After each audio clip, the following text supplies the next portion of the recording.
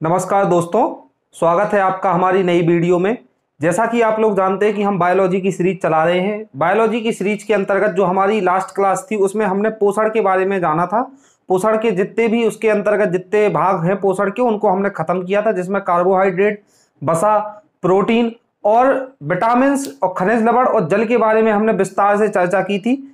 इसके बाद जो हमारी आगे का जो लेक्चर है, आगे का जो टॉपिक है, उसके बारे में हम चर्चा करेंगे। तो आगे का जो मुख्य टॉपिक है वो है मानव शरीर में पाई जाने वाली ग्रंथियां। मानव शरीर में ये जो ग्रंथियों वाला टॉपिक है, ये मुझे नहीं लगता कि बायोलॉजी के अंतर्गत इससे महत्वपूर्ण कोई टॉपिक होगा, क्योंकि आज तक ऐसा कोई भी पेपर नहीं बना जिसमें बायोलॉजी का स्कोप हो और उसमें ग्रंथियों से क्वेश्चन ना आया हो। तो मेरी समझ से तो ये सबसे महत्वपूर्ण टॉपिक है बायोलॉजी के अंतर्गत। तो ये सबसे इंपॉर्टेंट टॉपिक है, तो इसको हम जरा विस्तार से देखेंगे और इसकी बार बार रिवीजन करेंगे। आप भी इसका एक दो बार रिवीजन करें, इसको पढ़ें, क्योंकि ये बहुत इंपॉर्टेंट टॉपिक है और आसान भी है, इंटरेस्टिंग है। तो इसको पढ़ने में भी ज़्यादा बोरियत नहीं होगी, लेकिन आप इसको जरूर याद करें, इसके नोट्स जरूर बनाएं, क्योंकि ये जैसा कि मैंने बताया कि हर पेपर में इससे क्वेश्चन बनना संभव रहता है। तो हम बात करते हैं मानव शरीर में पाई जाने वाली ग्रंथियों के बारे में। तो मानव शरीर में जो ग्रंथियां पाई जाती हैं वो 3 प्रकार की ग्रंथियां पाई जाती हैं। कितनी ग्रंथियां पाई जाती हैं? 3 प्रकार की मानव शरीर में ग्रंथियां पाई जाती हैं। कौन कौन सी ग्रंथियां? बाह्य ग्रंथियां, अंतःस्रावी ग्रंथियां और मिश्रित ग्रंथियां। जो बाह्य ग्रंथियां होती हैं उनको इंग्लिश में कहते हैं एक्सोक्राइन ग्लैंड। एक्सोक्राइन ग्लैंड कहा जाता है इंग्लिश में किसको? बाह्यस्रावी ग्रंथियों को। अंतःस्रावी ग्रंथियों को कहा जाता है एंडोक्राइन ग्लैंड। एंडोक्राइन ग्लैंड अर्थात अंतःस्रावी ग्रंथियां।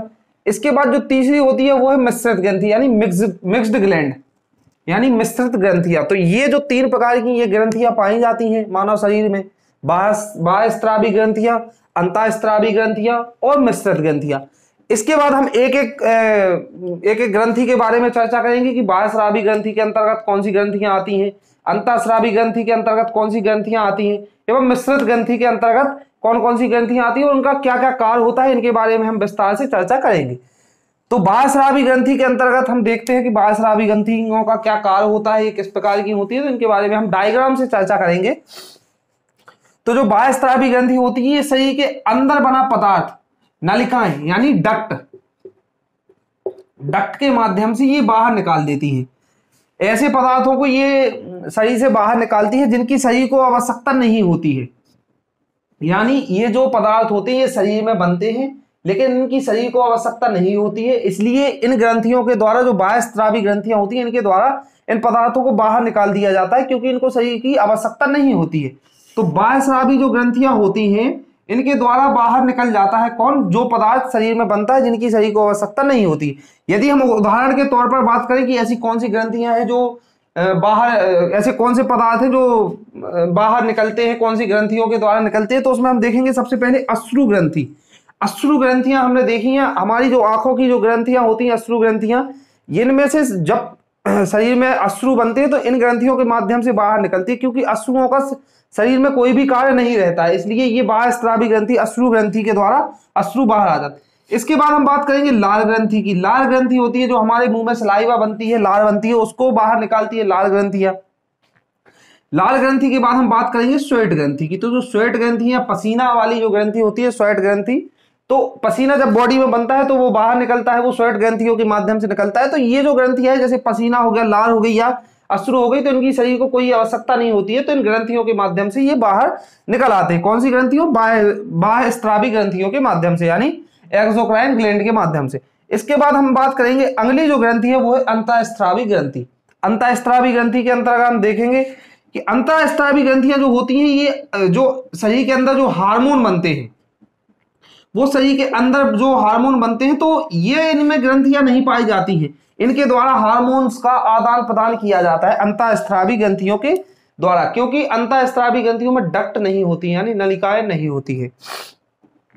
यदि उदाहरण के तौर पर अंतःस्रावी ग्रंथियों की बात करें तो उदाहरण में हम देखेंगे कि पीयूष ग्रंथि अंतःस्रावी ग्रंथि है। पीयूष ग्रंथि हमारे मस्तिष्क के इधर पाई जाती है। अभी हम डायग्राम में देखेंगे कि पीयूष ग्रंथि कहाँ होती है, एक एक ग्रंथि के बारे में विस्तार से चर्चा करेंगे। इसके बाद पीनियल ग्रंथि। पीनियल ग्रंथि है। थायराइड ग्रंथि। थायराइड ग्रंथि यहाँ पाई जाती है, यहाँ गले के पास पाई जाती है। पैराथायराइड ग्रंथि, ये भी गले की थायराइड ग्रंथि के पीछे पाई जाती है। इसके बाद थायमस ग्रंथि। थायमस ग्रंथि थोड़े से नीचे पाई जाती है, ये चेस्ट के या डायफ्राम के ऊपर पाई जाती है। हाइपोथैलेमस ग्रंथि और अंतःब्रक ग्रंथि, ये जो इतनी ग्रंथियां ये अंतःस्रावी ग्रंथियों के अंतर्गत आती हैं। इसके बाद हम बात करेंगे मिश्रित ग्रंथि। तो मिश्रित ग्रंथि वो ग्रंथियां होती हैं जिनमें डक्ट भी होती हैं और कुछ अंदर भी नलिकाएं होती हैं, जिनसे बना पदार्थ शरीर के कुछ भाग अंदर भी रहता है और कुछ भाग बाहर भी आ जाता है। तो ऐसी ग्रंथियां जो दोनों ही प्रकार के काम करती हैं, अंतःस्रावी ग्रंथियों का और बाह्यस्रावी ग्रंथियों का, तो ऐसी ग्रंथियां मिक्स्ड ग्रंथियां कहलाती हैं। तो शरीर के बाहर अंदर भी होती है, कहीं कहीं नलिकाएं रहती हैं, कहीं कहीं नहीं रहती है। उदाहरण के लिए यदि हम देखें तो अग्नाशय और जनन ग्रंथि, अग्नाशय यानी पैनक्रियाज और जनन ग्रंथि यानी गोनाड जो ग्लैंड होती है वो। तो ये जो हमने देखी है मिश्रित ग्रंथियों के उदाहरण है। बाह्यस्रावी ग्रंथियों के उदाहरण अश्रु ग्रंथियां, लार ग्रंथियां और स्वेट ग्रंथियां। अंतःस्रावी ग्रंथियों के उदाहरण पीयूष ग्रंथि, पीनियल ग्रंथि, थायराइड ग्रंथि, पैराथायराइड, थाइमस, हाइपोथैलेमस, अंतःब्रक, ये जो ग्रंथियां हैं ये अंतःस्रावी ग्रंथियां हैं। तो इसके बाद हम एक एक ग्रंथि को उठाएंगे, उसके बाद हम उनकी विस्तार से चर्चा करेंगे कि इनकी क्या विशेषताएं होती हैं, इनके अंतर्गत क्या मुख्यताएं रहती है, क्या विशेषताएं रहती है, उनके बारे में हम देखेंगे। तो दोस्तों ग्रंथियों के बारे में चर्चा करने से पहले हम थोड़ी सी जानकारी के बारे में चर्चा करेंगे हार्मोन की। हार्मोन्स जो होते हैं वो शरीर में होने वाली विभिन्न क्रियाओं का नियंत्रण और समन्वय, जो शरीर में विभिन्न क्रियाएं होती हैं उनका नियंत्रण और समन्वय, तंत्र के अलावा हार्मोन के द्वारा इनका नियंत्रण और समन्वय किया जाता है। शरीर में होने वाली समस्त क्रियाओं पर नियंत्रण रहता है तंत्र के अलावा जो नियंत्रण रहता है वो हार्मोन्स का रहता है। किस पर? शरीर में होने वाली विभिन्न क्रियाओं पर। जो हार्मोन शब्द जो है ये ग्रीक भाषा का शब्द है, हार्मीन से लिया गया है। हार्मोन जो है वो ग्रीक भाषा के शब्द हार्मीन से लिया गया है। इसका जो अर्थ होता है हार्मोन्स का, इसका अर्थ होता है उत्तेजना पैदा करने वाला पदार्थ, यानी टू एक्साइट और स्टिमुलेट, यानी उत्तेजना पैदा करने वाला पदार्थ, इसका अर्थ होता है किसका? हार्मोन का। हार्मोन की यदि खोज की बात करें तो हार्मोन की खोज स्टेलिन और बेलेस नामक वैज्ञानिक ने इसकी खोज की थी। हार्मोन जो होता है वो अंतःस्रावी ग्रंथियों के द्वारा स्रावित होता है। अंतःस्रावी ग्रंथियां वे ग्रंथियां होती हैं डक्टलेस होती हैं, नलिकाएं नहीं पाई जाती हैं, नलिकाएं विहीन रहती हैं। उन ग्रंथियों में यानी अंतःस्रावी ग्रंथियों में हार्मोन स्रावित होता है, ये प्रवाहित होता रहता है। कौन? हार्मोन। यदि हार्मोन के बाद इसकी बात करें, हार्मोन जो होता है ये रक्त परिसंचरण जो होता है वो रक्त, यानी इसका जो संचालन होता है, हार्मोन का जो संचालन होता है, तो जो वेन्स में रक्त परिसंचरण तंत्र है, जो रक्त पूरी बॉडी में फ्लो करता है, उसी के साथ मिलकर ये हार्मोन्स उस जगह पर पहुंच जाते हैं जहां इसकी जरूरत होती है। तो ये जो इसको जो हार्मोन को कैरी करने का कार्य करता है वो करता है रक्त परिसंचरण तंत्र। तो जो ये रक्त फ्लो होता है बॉडी में, उसी के द्वारा ये अपनी निश्चित जगह पर हार्मोन पहुंच जाता है। इसका जो मुख्य कार्य होता है वो होता है जल का संतुलन, अंतः तापमान यानी बॉडी का नियंत्रण, बॉडी का टेम्परेचर नियंत्रण करना। इसके बाद जो कोशिका झिल्ली होती है उसको ये चयनात्मक बनाता है। कौन? हार्मोन जो होता है वो कोशिका झिल्ली को चयनात्मक बनाता है।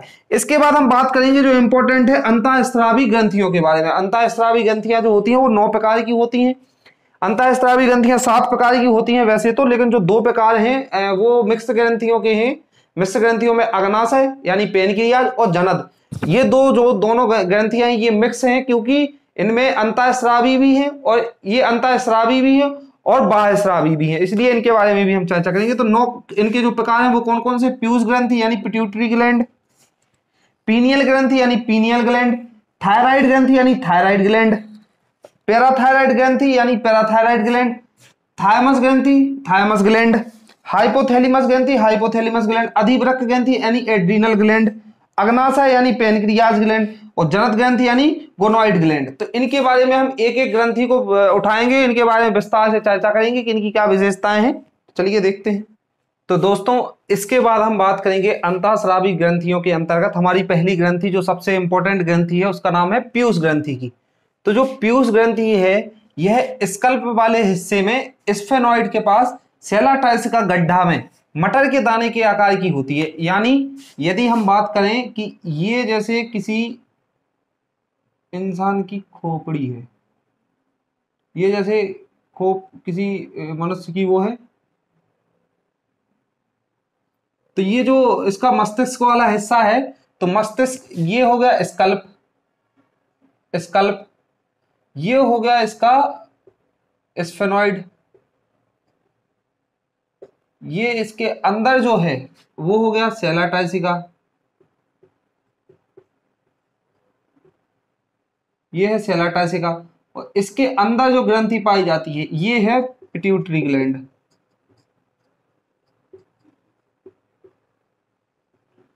समझ गए होंगे आप। तो ये जो होती है स्कल्प के स्फेनॉइड के स्कल्प वाले स्कल्प के अंदर स्फेनॉइड में सेला टाइसिका गड्ढा के अंदर पिट्यूटरी ग्लैंड पाई जाती है, जो कि एक मटर के दाने के समान होती है। इसका जो वजन होता है वो बहुत कम 0.6 ग्राम होता है, यानी आप समझ सकते हैं मटर के दाने से भी कम वजन होता है इसका। तो ये मटर के दाने के आकार की होती है। इसका जो कार्य होता है वो शरीर की वृद्धि और विकास, इसका मुख्य कार्य होता है, ये शरीर की वृद्धि और विकास का मुख्य कार्य करती है। इसके अलावा स्वास्थ्य स्वभाव के लिए भी उत्तरदायी होती है। किसी इंसान का कैसा स्वास्थ्य होगा, कैसा उसका बिहेवियर, कैसा स्वास्थ्य होगा, इसके बारे में भी ये निर्भर करती है, इसके ऊपर भी ये डिपेंड करती है। ये सब पीयूष ग्रंथि के कार्य ही होते हैं, इसके लिए उत्तरदायी है। ये जो होती है मस्तिष्क में स्थित होती है, मस्तिष्क में स्थित होती है। जैसा कि हमने देखा स्कल्प वाले हिस्से में स्फेनॉइड में सेला टाइसिका गड्ढे में पिट्यूटरी ग्लैंड पाई जाती है, यानी पीयूष ग्रंथि पाई जाती है। इसे मास्टर ग्रंथि भी कहते हैं। मास्टर ग्रंथि कहने से इसका मतलब है क्योंकि ये मुख्य नियंत्रक ग्रंथि होती है। मास्टर ग्रंथि अर्थात ये मुख्य नियंत्रक ग्रंथि होती है, यानी ये सभी और जो अन्य क्रियाएं होती हैं बॉडी में, जो भी अन्य ग्रंथियां जो क्रिया करती हैं उन पर ये सब पर नियंत्रण रखती है, मास्टर का काम करती है, यानी इसे इसलिए मास्टर ग्रंथि कहा जाता है। यानी ये सभी को मुख्य नियंत्रण का कार्य करती है। तो कुछ हार्मोन जो होते हैं जो सभी क्रियाओं सभी अन्य ग्रंथियों पर नियंत्रण बनाते हैं, तो कुछ इनसे हार्मोन्स निकलते हैं, तो उनके बारे में हम चर्चा करेंगे जो पीयूष ग्रंथि से निकलने वाले हार्मोन से। तो सबसे पहले जो हार्मोन्स है वो है एसटीएच, यानी सोमेटोट्रोपिक हार्मोन्स। एसटीएच हार्मोन्स जो होता है, सोमेटोट्रोपिक हार्मोन्स होता है, यह वृद्धि और ग्रोथ, इसे वृद्धि और ग्रोथ हार्मोन्स कहा जाता है। यानी शरीर की वृद्धि और जो ग्रोथ होती है उसी वाला ये सोमेटोट्रोपिक हार्मोन्स के द्वारा होती है। इसी के ऊपर ये निर्भर करती है वृद्धि और विकास, सोमेटोट्रोपिक हार्मोन्स यानी एसटीएच के ऊपर निर्भर होता है। यदि इसकी कमी हो जाए तो बोनापन नामक रोग हो जाता है, जिसे इंग्लिश में कहा जाता है ड्वार्फिज्म। ड्वार्फिज्म जो होता है यानी बोनापन जो रोग होता है वो एसटीएच की कमी की कारण हो जाते हैं। यदि इसकी अधिकता हो जाए यदि इसकी शरीर में अधिकता हो जाए, यदि वयस्कों के शरीर में इसकी अधिकता हो जाए तो वयस्कों का शरीर भीमकाय हो जाता है, वयस्कों का शरीर भीमकाय हो जाता है। यदि बच्चों में इसकी अधिकता हो जाए तो बच्चों का शरीर अतिकायता हो जाता है। अतिकायता बच्चों का शरीर मतलब है कि जांघें मोटी मोटी हो जाएंगी, एकदम मोटापा आ जाएगा, हाथ मोटे मोटे हो जाएंगे, तो ये एसटीएच हार्मोन्स के बढ़ने की वजह से हो जाता है। इसके बाद जो अगला हार्मोन है वो है टीएसएस, यानी thyroid stimulating hormone. Thyroid stimulating hormone, जैसा कि अभी हम थायराइड ग्रंथि के बारे में पढ़ेंगे, तो जो थायराइड स्टिमुलेटिंग हार्मोन्स होता है इसे थायरोट्रोपिक हार्मोन्स के नाम से भी जाना जाता है। यानी टीएसएस यानी थायराइड स्टिमुलेटिंग हार्मोन्स या थायरोट्रोपिक हार्मोन्स, कुछ भी कह सकते हैं। यह हार्मोन्स जो होता है यह थायराइड ग्रंथि की संरचना और उससे निकलने वाले हार्मोन्स पर नियंत्रण करता है। यानी इसकी संरचना कैसी होगी उस पर नियंत्रण रखेगा, और इससे निकलने वाले हार्मोन्स कितनी मात्रा में निकलने चाहिए उस पर यह नियंत्रण करता है। इसके बाद जो अगला हार्मोन है वो है एसीटीएच, यानी एड्रीनोकॉर्टिकोट्रोपिक हार्मोन। एड्रीनोकॉर्टिकोट्रोपिक हार्मोन जो होता है वो अधिवृक्क ग्रंथि, अधिवृक्क जो ग्रंथि होती है उसकी संरचना और उससे निकलने वाले हार्मोन्स पर नियंत्रण रखता है। जैसे टीएसएच जो होता है वो थायराइड ग्रंथि की संरचना उससे निकलने वाले हार्मोन्स पर नियंत्रण रखता है, इसलिए इसी तरह एसीटीएच जो होता है एड्रीनोकॉर्टिकोट्रोपिक हार्मोन जो होता है ये अधिवृक्क ग्रंथि की संरचना और उससे निकलने वाले हार्मोन्स पर नियंत्रण रखता है। क्योंकि ये पीयूष ग्रंथि जो है ये मास्टर ग्रंथि है, सभी पर नियंत्रण रखती है, तो ये हार्मोन्स इससे विभिन्न प्रकार के निकलते हैं, और भी जो हार्मोन्स निकलते हैं इससे हम उनके बारे में भी चर्चा करते हैं। तो दोस्तों इसके बाद हम बात करेंगे जो पीयूष ग्रंथि के और जो अन्य हार्मोन्स हैं उनके बारे में। तो जो अन्य हार्मोन्स में पहला जो चौथे नंबर का हार्मोन्स है वो है जीटीएच, यानी गोनेडोट्रोपिक हार्मोन्स। गोनेडोट्रोपिक हार्मोन्स जो होता है वो जनन ग्रंथि की संरचना और इसके हार्मोन्स के पर नियंत्रण रखता है। जनन ग्रंथि की संरचना और हार्मोन्स की मात्रा को ये नियंत्रण में रखता है। ये दो प्रकार के होते हैं, दो हार्मोन्स से, जीटीएच से भी दो हार्मोन्स निकलते हैं। तो जो है वो पहला हार्मोन है वो एफएसएच और दूसरा है एलएच। तो जो एफएसएच है वो होता है follicle stimulating hormones. Follicle stimulating जो हार्मोन्स होता है ये जीटीएच का हिस्सा होता है। ये नरों में शुक्रजन व मादा, जो मादा होती है उनमें अंडजन की वृद्धि और फॉलिकल की वृद्धि को बढ़ाता है। तो ये जो FSH होता है ये क्या कार्य करता है, ये नरों में शुक्रजन और मादा में अंडाणुजन को ये वृद्धि करता है और फॉलिकल की भी ये वृद्धि करता है। तो ये कौन करता है, FSH। इसके बाद जो है LH है, जो वो है ल्यूटिनाइजिंग हार्मोन। ल्यूटिनाइजिंग हार्मोन जो है ये नरों में टेस्टोस्टेरोन व मादा में एस्ट्रोजन, ये उसको उत्तेजित करता है और नियंत्रण करने का कार्य करता है। यानी टेस्टोस्टेरोन और एस्ट्रोजन को उत्तेजित करता है और नियंत्रण करने का कार्य करता है। इसके बाद जो अगला हार्मोन है वो है LTH यानी ल्यूटियोट्रोपिक हार्मोन। ल्यूटियोट्रोपिक हार्मोन जो है वो लैक्टोजेनिक हार्मोन्स भी इसे कहते हैं, लैक्टोजेनिक भी इसे कहा जाता है। ये केवल महिलाओं में पाया जाता है, महिलाओं में ये पाया जाता है प्रोलैक्टिन के रूप में। तो प्रोलैक्टिन ये होता है, ये शिशु का जब जन्म होता है तो मादा में दूध निर्माण का कार्य करता है। कौन, LTH का हिस्सा होता है प्रोलैक्टिन, ये शिशु में जन्म के समय मादा में दूध निर्माण का कार्य करता है और स्तनों की वृद्धि भी करता है शिशु के जन्म के पश्चात। इसके बाद जो अगला हार्मोन है वो है MSH। MSH जो है ये है melanocyte stimulating hormone. Melanocyte stimulating जो हार्मोन होता है ये जंतुओं एवं पक्षियों में मिलेनिन के रूप में पाया जाता है। मिलेनिन का एक वर्णक होता है, ये त्वचा का रंग रंगीन, जो जंतु पक्षियों का त्वचा का रंग रंगीन या अलग अलग रंग का हो जाता है, तो ये इसी के कारण होता है, MSH के कारण रंगीन हो जाता है। MSH जो होता है वो अधिकता, यदि मानव शरीर में इसकी अधिकता हो जाए तो मुहासे व कील ये ज्यादा मात्रा में बढ़ जाते हैं। क्या, किसकी अधिकता होने पर, MSH की अधिकता होने पर। इसके बाद जो अंतिम हार्मोन है पीयूष ग्रंथि का वो है ADH यानी anti diuretic hormone. Anti diuretic hormone जो है ये वैसोप्रेसिन, इसको वैसोप्रेसिन भी कहा जाता है, वैसोप्रेसिन हार्मोन भी कहा जाता है। ये जल का पुनः अवशोषण करता है, जल पुनः अवशोषण का कार्य करता है, जल का संतुलन बना के रखता है और रक्तदाब यानी ब्लड प्रेशर को भी नियंत्रित रखता है। तो ये जो थी ये हमने अपनी पीयूष ग्रंथि समाप्त की है। पीयूष ग्रंथि से कौन कौन से हार्मोन्स निकलते हैं उनके बारे में जाना है। इसके बाद हम जो अगली जो हमारी और ग्रंथियां हैं उनके बारे में हम अगली वीडियो में चर्चा करेंगे। ये थोड़ा सा लंबा टॉपिक है, काफी सारा इसमें विस्तार से दिया हुआ है, क्योंकि ये अधिकतर पेपरों में इनसे पूछा जाता है, इसलिए इनको विस्तार से पढ़ाना बहुत अति आवश्यक है। आगे की वीडियो में मिलते हैं। Thank you.